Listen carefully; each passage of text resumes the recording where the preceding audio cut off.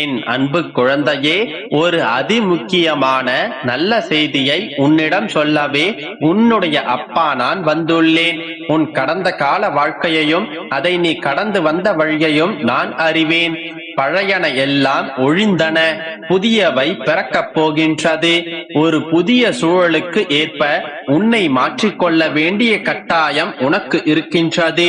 அதை பற்றி பேசுவதற்காகவே நான் இன்று உன்னிடம் வந்துள்ளேன். இப்பொழுது நீ ஒரு பிரிவை சந்தித்துள்ளாய். ஒவ்வொரு மனிதனுடைய வாழ்க்கையிலும் பிரச்சனை எங்கே ஆரம்பிக்கின்றன? புரிந்து கொள்ளாமை, விட்டு கொடுக்காமை, தான் சொல்வதே சரி என்று நினைத்தல், பிறருக்கு இடம் கொடுத்தல், மூன்றாமானவரை நம் பிரச்சனைக்கு கொண்டு வருதல், இவ்வாறுதானே பிரச்சனைகள் வருகின்றன. எப்பொழுதுமே பிறருக்காகவோ அல்லது பிறராலோ தான் சண்டை சச்சரவுகள் தலை தூக்குகின்றன. இந்த சண்டை சச்சரவுகள் சின்னதாக இருந்தால் அன்பு நீடிக்கும். அதுவே பெரிதாக மாறும்போது வெறுப்பு தோன்றிவிடும். இதை பலர் உணர்ந்து கொள்வதில்லை. சரி, இப்பொழுது உன்னுடைய பிரிவிற்கு ஒரு முடிவு கட்டப் போகின்றேன். உன் பிரிவுக்கு யார் காரணமாக இருந்தார்கள்? என்னவெல்லாம் நடந்தன? எவ்வளவு அவமானங்களை சந்தித்தாய் என்பதை பற்றியெல்லாம் ஒரு நொடியும் யோசிக்காதே. உறுதியான ஏதோ ஒரு காரணம் இல்லாமல் இத்தகைய பிரிவும் அதை தொடர்ந்து துன்பங்களும் வந்திருக்காது என்பது உனக்கு தெரியும். இதை மனதார உணர்ந்து மானசீகமாக மன்னிப்பு கேள்.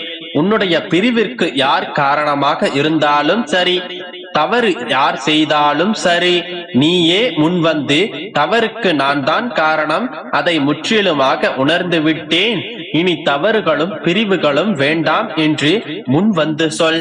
இவ்வாறு நீ பேசும்போதே இது உன்னுடைய மனதில் இருந்து வருகின்றது என்பதை அவர் புரிந்து கொண்டு உன்னை பிரிந்தமைக்காக வருந்தும் நிலையை உண்டாக்கும். கடந்த கால தவறுகள் உனக்கு நல்ல அனுபவ பாடங்களை கற்று தந்திருக்கும். அனுசரித்து போதல் என்று ஒன்று இல்லாததால் தான் பல உறவுகள் இங்கு முறிந்து போகின்றன. எனவே அனுசரித்து செல்ல கற்றுக்கொள். பிரிந்தவர்கள் சேரும் காலம் இது. இந்த வாய்ப்பை சரியாக பயன்படுத்திக் கொள். எந்த கர்வமும், எந்த ஆணவமும், எந்த தற்பெருமையையும் விட்டுவிட்டு மனம் திறந்து பேசு. பிரிவிற்கான காரணம் யாராக இருந்தாலும் சேர்வதற்கான காரணம் நீயாக இருக்கட்டும். எதை நீ செய்ய முடிவு செய்திருந்தாலும் அதை ஒரு முறை என்னிடம் சொல்லிவிட்டு செய். அதில் உனக்கு ஜெயத்தை நான் உண்டாக்கி தருகின்றேன். பிரச்சனைகள் எல்லாம் விலகி பிரிந்தவர்கள் சேரும் இந்த பொன்னான காலத்தை வீணாக்கி விடாதே. ஒரு முறை நம்பிக்கையோடும் முயன்று பார். உன்னுடைய மனம் நிறையும் நிகழ்வுகளை நான் நடத்தி காட்டுகின்றேன். இந்த உலகம் ஒருவர் மீது ஒருவர் காட்டும் அன்பில் தான் இயங்கிக் கொண்டிருக்கின்றது. எனவே அன்பு காட்டு.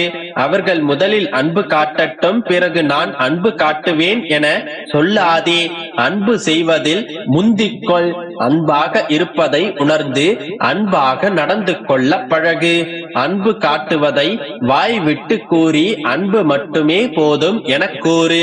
அன்பு சகலத்தையும் தாங்கும். அன்பு சகலத்தையும் தரும். உனக்கான நேரமும் காலமும் கைகூடி வரும். செய்வதையெல்லாம் செய்துவிட்டு சற்று பொறுமையாக காத்து கொண்டிரு. அதுவரை இப்போது செய்வதை போல என்னை தொடர்ந்து நம்பிக்கையோடு வழிபட்டு வா.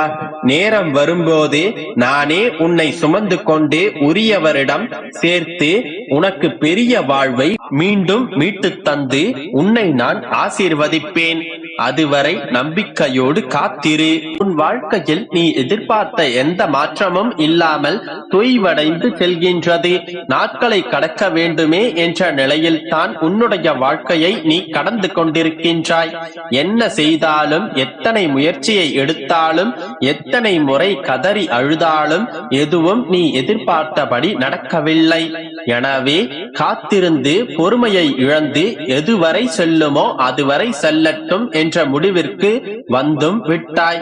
என் தங்கமே, இந்த வாழ்க்கை என்பது நீ எதிர்பார்க்காத நேரத்தில் தான் பல ஆச்சரியங்களை கொண்டு வரும். நீ எதிர்பார்த்து ஏங்கி நின்று காத்திருந்த காலகட்டத்தில் நடக்காததெல்லாம் நீ எதிர்பார்க்காத நேரத்தில் தட்டென்று நடந்து உனக்கு ஆச்சரியங்களை அள்ளித்தரும். அடுத்த நொடி என்ன நடக்கும் என்பதை அறியாமல் இருப்பதுதானே நம் வாழ்க்கையின் சுவாரஸ்யம். அதனால் நம்பிக்கையோடு இரு, அனைத்தும் நல்லதாகவே நடக்கும். என் அன்பு குழந்தையே, வேஷம் போட்டால் நல்லவன், காசிருந்தால் கடவுள், உண்மை பேசினால் பைத்தியக்காரன், அன்பு காட்டினால் ஏமாளி, எடுத்துச் சொன்னால் கோமாளி. இப்படி நீ எதை செய்தாலும் உன்னை குறை சொல்லும் மனிதர்களுக்கு நடுவில் வாழ்ந்து கொண்டிருக்கின்றாய். விதியாலும் பிறர் செய்த சதியாலும் நீ படுகுழியில் விழுந்திருந்தாலும் உன்னுடைய மதி கொண்டு எழுந்து வா. விதியையும் சதியையும் உன்னுடைய மதி கொண்டு மிதித்திடு. உன் அருகில் உன் அப்பா நான் இருக்கின்றேன். இந்த உலகத்தில் குறைகளே இல்லாத குடும்பம் என்று எதுவும் கிடையாது. வேதனையும் வலியும் இல்லாத மனிதன் கிடையாது. வாழ்நாள் முழுவதும் மகிழ்ச்சியை மட்டுமே அனுபவித்த மனிதனும் கிடையாது. இதுவே உலகத்தின் இயல்பு நிலை என்பதை அறிந்து வாழ பழகிக்கொள். குழந்தையே, எப்பொழுதும் உனக்கு நான் கற்பிக்கும் பாடம், எப்பொழுதும் யாரையும் திட்டாதே, சாபம் விடாதே, யாருக்கும் கெடுதல் நினைக்காதே.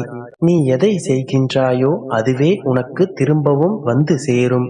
உன் மனம் வருந்தினாலே போதும். உனக்கு கெடுதல் செய்தவர்களை இந்த பிரபஞ்சமே பார்த்து கொள்ளும். அவர்களுக்கான தண்டனையை இந்த பிரபஞ்சமே அவர்களுக்கு கொடுக்கும். உன் விதியை நீயே எழுது. முடிந்ததை பற்றி கவலைப்படுவதுடன் செய்ய வேண்டியதை பற்றியும் திட்டமிடு. பாதியில் விட்டு கொடுக்காதே.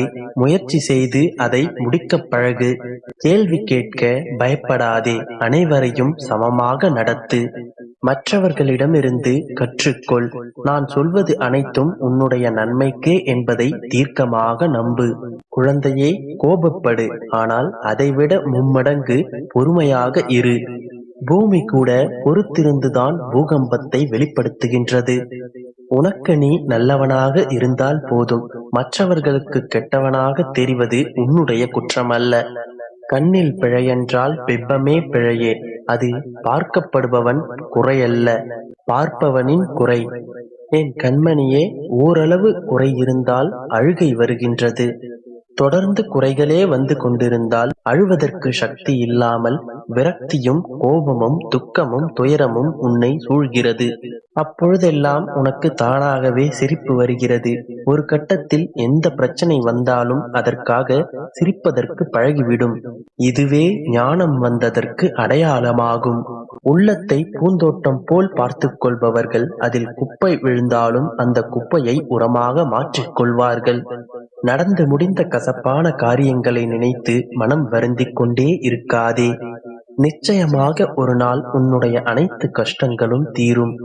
நான் தீர்த்து வைப்பேன். என் மீது உனக்கு முழு நம்பிக்கை இருக்கின்றதல்லவா? ஒரு நாள் உன்னுடைய கஷ்டத்திற்கான முடிவு நிச்சயம் வரும். அதுவரை காத்திரு. நம்பிக்கையோடு இரு,